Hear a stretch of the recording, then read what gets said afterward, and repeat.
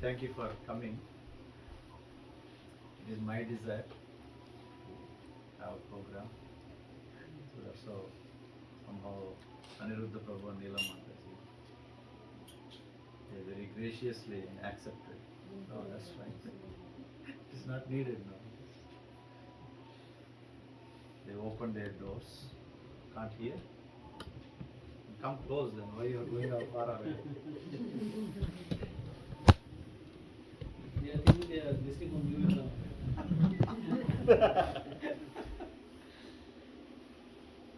I can be louder, but you can come close by. Why there is so much gap? Will you get closer? Will you? Yeah, good. See, these are all grihasthas. Still they are standing, they are sitting without any support. Normally brahmacharis, they don't need support. They sit like this. Grihasthas, they need support. They always go to some walls. So that now once it happened, Bhakti Siddhanta Saraswati Thakur is traveling in the train. That time he found, that time Bhakti Siddhanta Saraswati Thakur, wherever he is going, the train stops in each and every station actually. And there are so many people, they come to see him. The train automatically stops in the stations. And then when he was, and with him there are so many of brahmacharis, his disciples. They used to travel with him. So he found one brahmachari is leaning to in the train, leaning to the side, and then he's standing there. And then immediately Bhaktisiddhanta Saraswati Thakur said,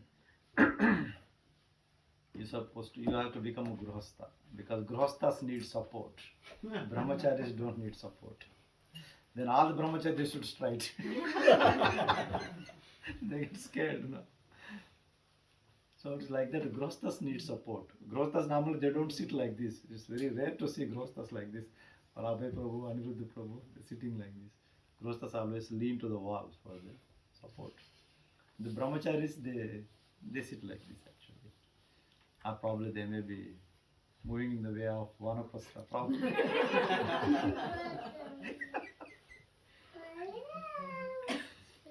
Don't scare their wives. Nice brother, right? We all know it's all jokes actually. Brother. But during Prabhupada's time, actually, many of the disciples, Prabhupada disciples, even though they're married, they requested Srila Prabhupada, they want to become sannyasis. Even though they are married, Prabhupada actually even performed their marriage. Being a sannyasi, he performed their marriage. When they asked for it, and Prabhupada told them, you have to go get permission from your wife, and then only you can get sannyas diksha. But then again, that is the time needed. So Prabhupada gave them. But nowadays it is not so easy to become as a vanaprastha or to become as a grihastha or to become brahmachari. Grihastha is easy to become a grihastha. So, thinking what should we talk to? Any topic? Whatever your desire is. Gaur Purnima is coming to us. Prabhuji? Gaur Purnima is Gaur coming. Purnima is coming. That's true. Talk about Next one. Chaitanya Mahaprabhu. Yeah, before going into that, normally most of the times we think, because we are so busy in our life, sometimes even we may think, is it really necessary to become spiritual as such? Because we are all so much involved in our day-to-day life. And really it becomes so difficult to give time for the spiritual activities. Many reasons for that. One of the reasons is that we don't see any tangible benefit when we take up the spiritual life. Because if it is a material, immediately you can see the return something in that. And it's not only in this age, in almost all the yugas it is like that. You find those people taking up spirituality is very less. Because most of them are dealing with the day-to-day life. And then even though in the previous ages, there are the 4 varnas and 4 ashrams are there. Mainly 4 ashrams we can talk about. Brahmachari, Grihastha, Vanaprastha and Sannyas ashram. Even out of these 4 ashrams also, even in the olden days also, in the previous yugas also, most of the portion is Grihasthas. Or we can say 90% is Grihasthas. And Grihasthas are the one who is supporting rest of the 3 ashrams. They are supporting Brahmacharis, and they are supporting Vanaprastha, and they are supporting Sannyasas. So Grihasthas need to be involved in most of the times or in all the time in material activities more. And then as they are involved in these material activities, and it's difficult for them to really see any tangible benefit in taking up to the spiritual life. Is it really is going to help me or not? Because as a Grihastha is more practical, and they try to see what is it that I can get from this, even if I take up to the spiritual life also. Because what does the Grihastha do? Then he is trying to look for only one thing, that Grihasthas, and how can I earn money? How can I support my family? How can I live a better life? And this happens in not only in Kali Yuga, in all the yugas it is like this. So it is difficult for someone to take up to the spiritual life because, as I said, we don't see any tangible benefits. Immediately, we don't see anything. But saying that whatever we do in the material world, in material life, everything is temporary. There is nothing as the permanent as such. One may be the CEO of a company or vice president. Whatever they earn, whatever they do, it's only for this lifetime. It doesn't go more than that. And it is hard for somebody to understand that concept. Because we never think life is eternal. We never think I am going to be living forever. What we are thinking is, how can I survive at this point of time? And that's what is concentration. How can I live my life? How can I take care of my family? That's what is the main Grihastha's intention. And for a man that is intention, for a woman it is, how can I run my family nicely without any problems? So as there are more problems, and Grihastha is struggling into this. And that's why Grihastha, you don't see any the benefits in taking up to the spiritual life. Because the spiritual life means that again there is some kind of connotation, some kind of thoughts. It's already predefined. Things are there in the mind. If you are taking a spiritual life means you have to get away from the material life. But then one thing which we forget to see is that if you look at many of the devotees, and in Srimad Bhagavatam or the scriptures, they give wide varieties of devotees. From the small boy, like our Om Prabhu, till to the old man, you will find. At the fag end of their life, they are taking up to the devotional service. Or even at the starting point of their life, they are taking up to the devotional service. And it is not that when they are taking up the devotional service at the early age, and they are not able to run their family, they are not able to do their jobs, they are unable to take care of the things what they are doing. It is even not like that. They are all taking care of their families very nicely, very wonderful. They are doing their duties as such. But at the same time, you can see they are spiritually very, very well organized. And they become as one of the best, so that the scriptures even talk about them in that way. So the many examples which we can see, one is Dhruva Maharaj, which we can see, or Prahlad Maharaj, at the small age. They have taken up to the devotional service. And later on they become the kings actually. And they rule the kingdom. It is not that they are Normally, one of my friend, he says, wow, brahmachari, so difficult it is to become brahmachari. I was thinking that he may be knowing something. Why it's so difficult? He said, how come somebody going and sitting in front of the deities morning to evening simply doing bhajan, bhajan, bhajan, bhajan? That is his conception of brahmachari. Probably grostha means maybe something more, a little bit changes. So taking a spiritual life means just sitting in front of the deities and always looking at the deities and doing bhajan or kirtans. And that's what is the concept. But then breaking these concepts, which we can see, the Prahlad Maharaj was ruling the kingdom, and Dhruva Maharaj was ruling the kingdom so nicely, so wonderfully. And they become as one of the best examples for somebody to talk about.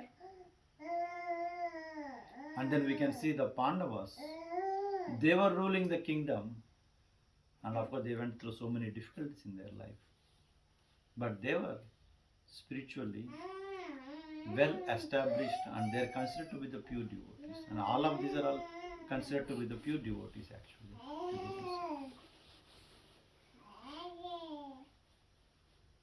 And most of the times Pandavas were living in the forest, and along with the Pandavas there were the other people, the Kauravas, Duryodhan, Dushasan, and they are totally materialistic people, and they were ruling the kingdom. It's not that they were not ruling, they were not able to do their duties properly. No, they were doing the duties properly. You don't find any kind of a revolution happening within their kingdom saying that the kings are not ruling properly. No, citizens were happy whatever the way they are ruling it, and they are taking care of their citizens as such very well. But they are more involved in the materialistic way than involved in the spiritual way. Now we can see again Bhishma Dev, who is again from the beginning is a pure devotee of Krishna. Then we can see in the fag end of a life, which is Ajami, he took up to the devotional service at the end of his life when he comes to know that he is going to the hellish planets because whatever he has done. And then it opens his eyes. Till the time he was not. Because we don't see that reality. We may think about the technology, we may think about so many things, but somebody who is dying, for them it doesn't matter actually. It doesn't matter man went to moon or man went to sun or how does it matter? Who is dying? There is wonderful technology is there, what not. Bitcoin is going on now. Shares are going so up, and then Elon Musk is coming up with a new car. All these things doesn't matter for those who are leaving their body. And that time they remember actually one should be taking up the spiritual life. Till the time one is not interested in taking up the spiritual life. And of course Krishna tells in Bhagavad Gita 4 kinds of people they take up to the spiritual life. Or they come to me. Chaturvida Bhajante Mam, he talks about. One is those who are in distressed condition, and those who are in looking for wealth, and those who are inquisitive, and those who are looking for a knowledge. These are the 4 kinds of people they come to devotional service. Otherwise, coming to devotional service, it is not that coming to the devotional service, but they try to come to Krishna because they have some desires to fulfill. Now, most of the people they think that okay, devotional service means what? Every day morning I get up and then I do puja, Bhagavan, I do arati, it's done. I go to the job. Krishna tells in Bhagavad Gita, Karmanya Vadikarasya Mapaleshu Kadachana. He's telling do your duty, do your activity. So I'm doing that activities, whatever I'm supposed to do. And that much devotion is good enough. Morning getting up and doing that. Otherwise, if you go out in India, people do devotional service many different ways. Going by bike, There is a temple there, we can see the Lord there. Otherwise, this way, the bike, this is the bike we are going now. So we cannot do. Or sometimes we cannot remove both the hands also. Just seeing the God itself is, yes, I have paid obeisances to God. This is what it becomes as the devotional service. Indeed. And here maybe we may have to go to the temple once in a while. Maybe on Saturdays or once in a month we go to temple. And for us there is all the gods are there, so whomever we want we can take care of them. We can look at them and then we can pray to them. Dhanam Dehi, Bharyan Dehi, promotion Dehi, so many things we. Actually people go for that purpose. People go only for the purpose of big list. This is what I want, this is what I want, this is what I want. Like I was hearing one of Prabhuji's lecture. He talks about this thing. They don't want to think anything else. Whatever you are doing, God, leave everything just to take care of these things first. I want this thing. Whether you are eating, not eating, I don't want to know anything. Just this is my list, please take care of this thing. This is what I want. And that's what the people, they want it. And once if that fulfills them, that means that God becomes great then. Then it goes like this so much, word by word by word. Like somebody is telling, somebody is talking about the Sai Baba. Today I was hearing in the lecture, he's saying, Sai Baba, tumko shaadi nahi ho, but mera shaadi karwa do.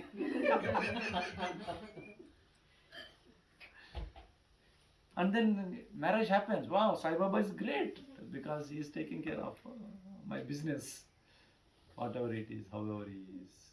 And this is what it is today's world. And that becomes as a devotional service. And that is the devotional service for us at this point of time. We don't go more than that. But then if you see on the other hand, the people, those who are actually dedicated themselves for Krishna, they were not struggling, they were not, they are not dying on the street saying that, no, we don't have money, we don't have anything to do. Actually, the devotees, they are well qualified and they are one of the wonderful personalities in the society actually.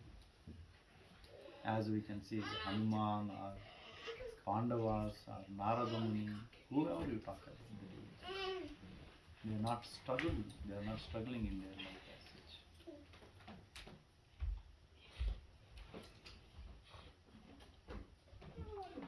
And I keep talking about this thing in New Vrindavan. Most of the times I keep saying this thing. As Prabhuji wanted to know about Chaitanya Mahaprabhu. Wanted to, because Gaur Purnima is coming. Thank you, Prabhu. Now Krishna tells in Bhagavad Gita, Yada yada hi dharmasya glanir bhavati bharata abhyutanam adharmasya tadatmana smujana. Whenever, wherever, when the religion is declining, that's the time he appears. But then whenever he appears, then he is taking care of his business. What is his business? Paritranaya sadhunam vinasaya cha dushkrata dharma samsthapanardhaya sambhavami yuge yuge. Again and again, I come to protect my devotees and to annihilate the demons, or to kill the demons.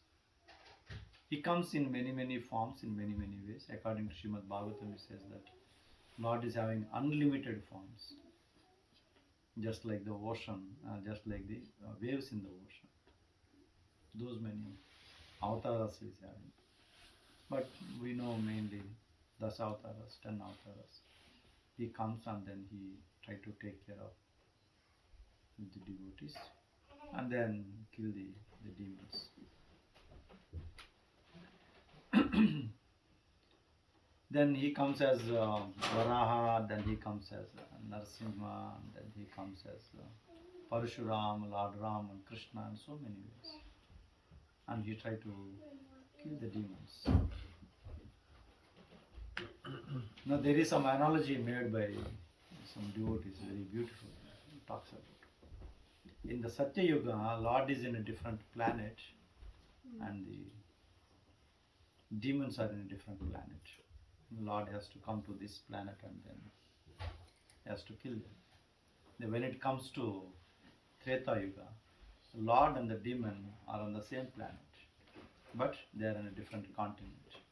Like Lord Ram is in Bharat version, whereas Ravana is in Lanka, in different continent. And when it comes to Dwapara Yuga, the Lord and the demon and the devotee are all on the same planet itself, in the same continent, and everybody is in Bharat version. And then it's so difficult. In the previous yugas, the Rakshasas can be easily identified because of their way of looking and their body structure. One can easily make out, oh, this is demon. When it came to Dwapara Yuga, they are just looking like human beings, any other ordinary human beings, like a Duryodhana, Dushasan, Shishupal, Dantavakra. They are looking like that. There is no difference. But Lord can make out who is the demon, who is the devotee. Lord took care of there also. And then it says when it comes to Kali Yuga, the devotee and the demon, they are all in the same body itself. Now Lord has to appear and kill the demons, then he has to kill everybody. And that's what actually Nityananda Prabhu, he tells to Chaitanya Mahaprabhu. When Jagai and Madai, when they hit Nityananda Prabhu, and Chaitanya Mahaprabhu, he gets angry. And then he calls for chakra. And he wanted to release chakra onto them because they hit Nityananda Prabhu. And Nityananda Prabhu catches Chaitanya Mahaprabhu's leg and then he tells him, no, you cannot do this. If you have to kill in this Kali Yuga, then you have to kill everybody. That is not the purpose you appeared. So he appeared on this planet not to kill demons but to kill their demonic propensity through congregational chanting of Hare Krishna mantra. And that's how the Chaitanya Mahaprabhu, Krishna, he appeared as the Chaitanya Mahaprabhu to kill the demonic propensity within all of our hearts through chanting what we did previously, just a few minutes back. Hare Krishna Mahamantra. And then talks about the glories of Hare Krishna Mahamantra, how glorious it is to chant this Hare Krishna mantra. It eradicates all our sinful reactions. It says that actually when we chant Hare Krishna Mahamantra sincerely, it cleans our heart in such a way we can't even imagine of performing so many sins. Even if somebody is performing so many sinful activities, which we cannot even imagine to do those so many sinful activities, even that many sinful activities also can be eradicated just by chanting Hare Krishna mantra. Now, coming to the topic of why we have to take up devotional service, then to the topic of Hare Krishna mantra. Because when we chant Hare Krishna mantra, then it eradicates all our sinful reactions. It says that we are all in disease condition. We are all having these 6 anarthas within our body. Kama, Krodha, Mata, Matsa, Matari, or lust, envy, greed, anger, illusion, hatredness. We may be thinking that it may not be there. No, I am good. I don't have any of those things. That will come up at some point of time. It will come. We are all having it. Maybe right now in unmanifested state, but sometimes it manifests. And especially the Krodha, it manifests so much. And it is so deadly actually. When you get angry, Krishna talks about this in Bhagavad Gita actually. When you are angry, you don't even know what you are speaking actually. It says that when you are angry, all our senses are shut down. Everything is shuts down. Only one thing you remember is you are angry on whom, for what, that's all. And it's keep increasing more and more and more and more. One keeps meditating on that. As you keep meditating, it's getting more and more one gets. And they start. And there is a fight. I mean, the fight goes to the level where today we were discussing that wife and husband, they throw the things at each other also. To that level it goes. When you are angry. Because the senses don't, nothing works actually. Only the angry is the work. Like they say that when it is a tough in the life, the tough thing is going on. That's all. Nothing else goes on. So when the anger is only anger goes on, nothing else goes on. So all these anarthas we have within us, and it is so difficult to cure this. But only by chanting of Hare Krishna mantra, one can cure them. So we may be thinking that as we are doing material things, spiritually, what is the benefit? Now we can see so many actually side effects of taking up a spiritual life, and that's why nowadays so many people are talking about that. According to Krishna, Ashtanga Yoga is one of the process that Krishna talks about in the 6th chapter of Bhagavad Gita, Dhyana Yoga, or it's also known as Ashtanga Yoga. And Prabhupada also talks about this actually. This yoga and the process is nowadays it has been so many derivatives are coming from that we are taking benefits of those derivatives. It's like when you perform the yoga, one can be fully concentrated or one can be relaxed in bodily postures, things like that. And that is the benefit one is taking. It is actually if you take that is the different processes, that is one process. Somebody can take up that process. It is authorized process, and one can reach to the spiritual world even by practicing Ashtanga Yoga. Just like Jnana Yoga is one of the process, Karma Yoga is one of the process, Ashtanga Yoga is also one of the process one can take up. Prabhupada writes in the purport actually. These are the three processes. Authorized bona fide process one can take up and one can reach to the Krishna. And Krishna also tells in Bhagavad Gita about that. So even if somebody is taking up that process also, one can see the derivatives coming from that. Like one can be very nice concentration of the mind, and then bodily so many problems are there in the body that can be taken care of by using different postures.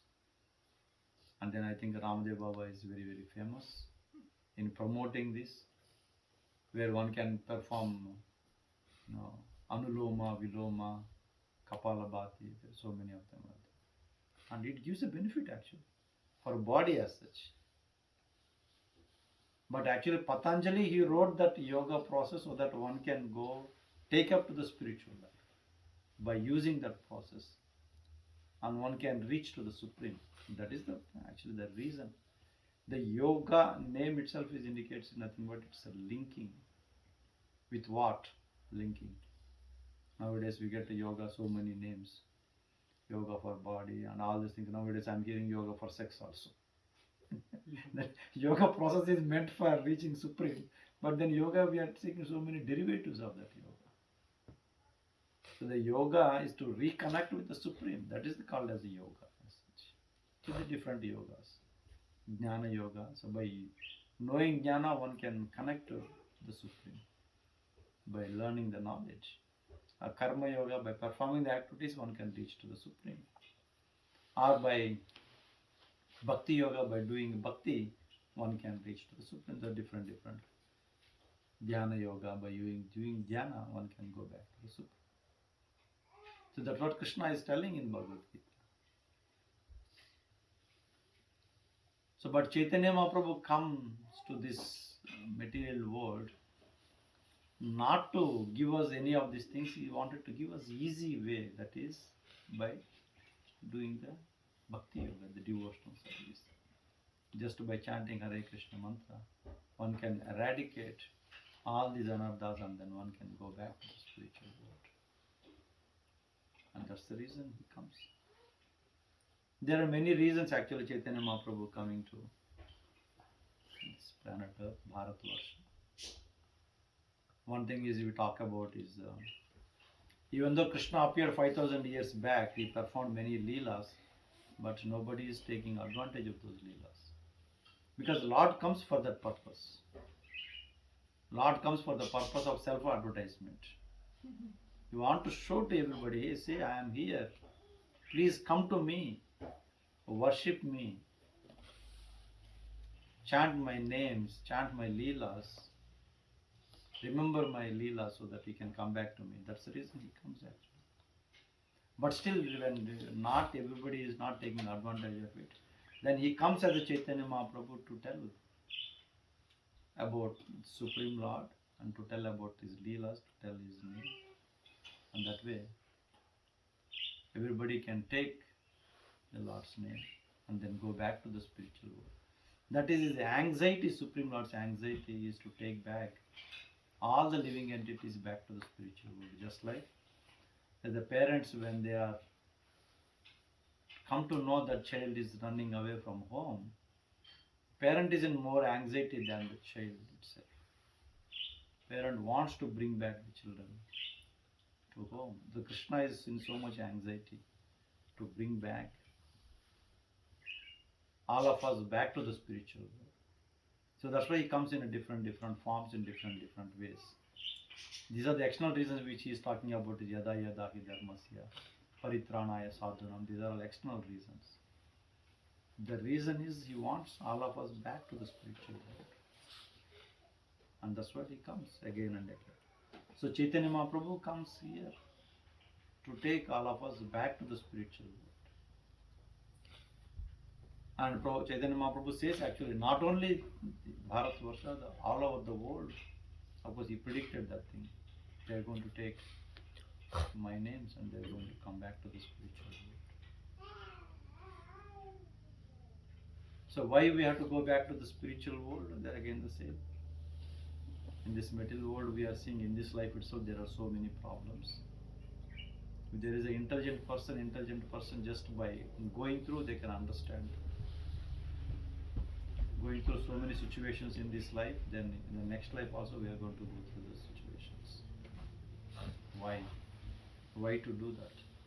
So better we will take up to spiritual life and finish up in this lifetime itself. Not to have again next one more birth. And that's what we are all doing.